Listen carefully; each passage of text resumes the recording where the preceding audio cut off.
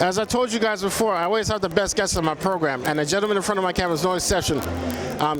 He's still one of the hottest martial artists in the business. I'm here with Hakim the Machine Alston at Urban Action Showcase. Hakim, thank you so much for spending time with me and my audience. So please tell my audience, how did you get involved in the martial arts? You know, it's a very simple story. My mother did not want me to play football. And we basically, one Christmas, my mother surprised us and said, okay, your Christmas gift is we're going to end up going to this studio called Junri Karate Studios in Kensington, Maryland. At first, we were like, oh, do we really have to? But the moment we stepped into that school, I felt at home. I felt this was a place that I was meant to be. And as they say, the rest is history. Okay, cool. So, how did you get involved with the film industry, and who inspired you to become an actor? How did you get involved with the film industry, and who inspired you to become an actor, and why? Well, it was, I want to say, almost by accident. That was maybe preordained, but I say that a little tongue-in-cheek because the producers, one of the main producers and fight choreographers, Pat Johnson, was one of the main reasons why I got involved in the film and television industry. And they just, I was doing extremely well in the karate and, point tournaments. And from there, Pat Johnson was like, I love your look. I love exactly what you are.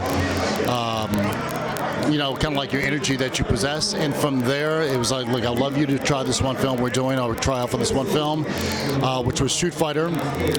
This is back in, I believe, 93 or 94.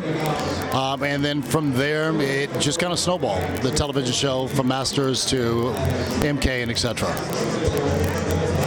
All right, so how did you come up with the Hakim the Machine Alston, the machine name, for your character from WMAC Masters? The story behind that was when Pat and, I can't remember the producer at the time, forgive me, Norman Grossville. When they first came to me, they had the character of Hakim the Dream in the initial pilot they were going to go with. When they showed me the character, I was not at all excited about the Dream character. And they said, well, give me some ideas. So we actually kind of threw some ideas out there.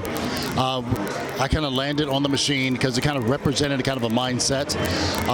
And then it just kind of took off from there. Nice. So if you guys also don't know, Hakim was also in Mortal Kombat where he fought Liu Kang, and unfortunately he lost that fight. And also the Soul, they were taking a little shit too far now. So Hakim, what are you working on currently right now as we speak? Honestly, I've not really played with the in the film industry since I think maybe Navy SEALs was the last one I did with actually Isaac Florentine. There are a couple other projects that are on the slate that some of the producers are asking me if I would be interested in doing. I'm not really at liberty to say, well, at least one of them. But honestly, if a good project comes around and it feels right, then absolutely. Nice. So Hakim, if somebody wanted to reach out to you to give you work, what's the best way for them to go about it? If they wanted to contact you to give you work, what's the best way for them to go about it? I mean, right now, honestly, even though I'm not a great poster for social media, but hitting my Instagram account will probably just DM me. I'm trying to be more diligent with my social media responses, but for right now, that's the best way to do it. All right, Hakim, thank you so much. That's the machine there, right, guys? As I told you before, I'm going to keep bringing the best guests on my program. Until next time, guys, that's a wrap. Bye-bye.